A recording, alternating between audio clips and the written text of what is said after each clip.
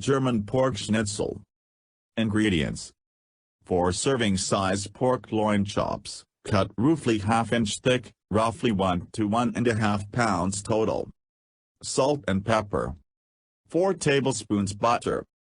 Peanut oil or vegetable oil, for frying. ½ c unbleached all-purpose flour. 1 c plain breadcrumbs. 2 eggs, beaten lightly. Lemon slices and fresh parsley, to serve.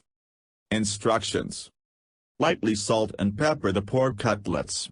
Place them between 2 sheets of plastic wrap and pound them to 1/8 inch thick using a meat mallet or rolling pin. Set the cutlets aside. Melt 2 tablespoons of butter in a medium sauté pan and add enough oil to fill the pan to 1/8 inch. Heat the oil and butter over high heat. Toss a little breading into the hot oil. If it crisps up nicely, but doesn't burn, then you know your oil is ready.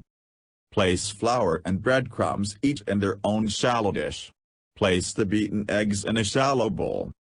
Dip a pounded cutlet in flour, covering it completely. Then, dip the cutlet in the beaten eggs, moistening it entirely.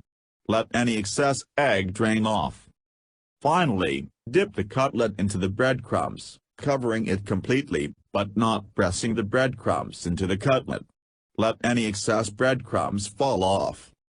Immediately transfer the breaded cutlet to the hot oil. Fry the cutlet for 1–2 minutes on each side until golden brown. Transfer the cutlets to a paper towel-lined platter or wire rack. Repeat with another cutlet. After 2 cutlets, add the remaining 2 tablespoons butter and additional oil if necessary. Heat your oil, butter and continue with the remaining cutlets. To serve, garnish the hot schnitzel with lemon slices and parsley. Serve immediately with spatzel, fries, or German potato salad.